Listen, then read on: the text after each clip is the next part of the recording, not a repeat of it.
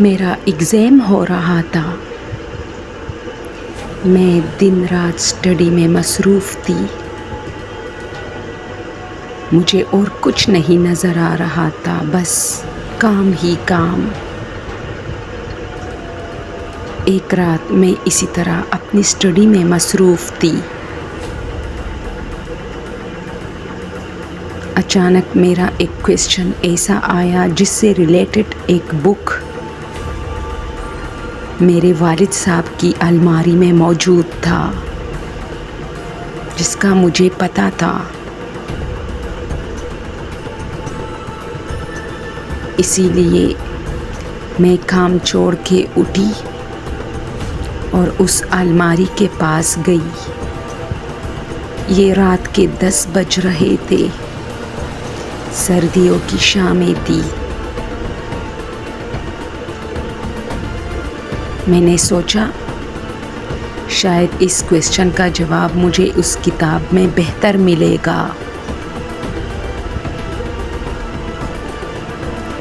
اس لیے میں اس کبرڈ میں اس بک کو ڈھونڈنے لگی۔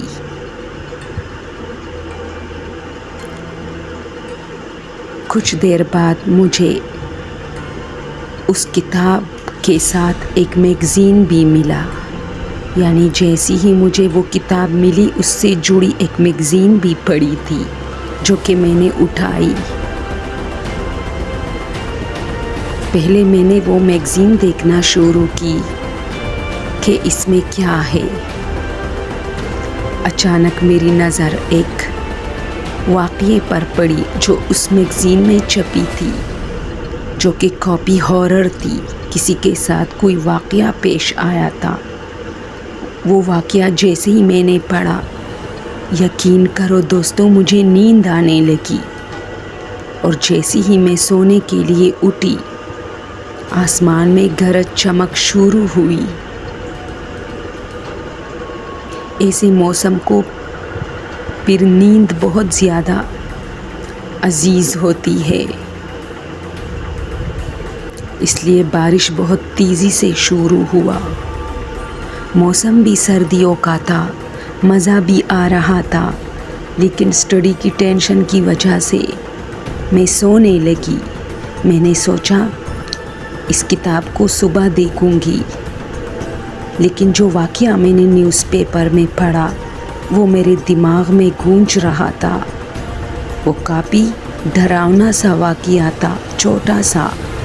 اس نے مجھے کافی ڈرایا، اسی لیے مجھ پر نیند کا غلبہ بھی شروع ہوا۔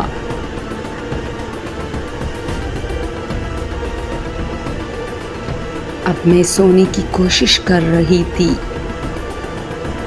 وہ میگزین چونکہ میں نے ٹیبل پہ رکھی تھی، میں نے دیکھا تو وہ میگزین زمین پر گری اور اس میں وہی پیج دوبارہ آیا جس پہ وہ واقعہ تھا۔ میں نے میگزین دوبارہ ٹیبل پہ رکھا، پھر سو گئی، پھر وہ میگزین گرا اور وہی پیج نکل آیا۔ میں ڈر گئی کیونکہ کمرے میں کوئی ہوا وغیرہ تو نہیں تھا، نہ میں نے پنکھا چلایا تھا، سردی کا موسم تھا، پھر ایسا کیوں ہو رہا تھا؟ میں جلدی سو گئی۔ صبح اٹھی تو میگزین ٹیبل سے غائب تھا۔ میں نے دیکھا تو وہ میرے بیڈ کے نیچے پڑا تھا، اور یہ واقعہ مجھے آج بھی یاد ہے۔ دوستو اگر چینل پسند ہو تو پلیز سبسکرائب کیجئے۔ Thank you so much.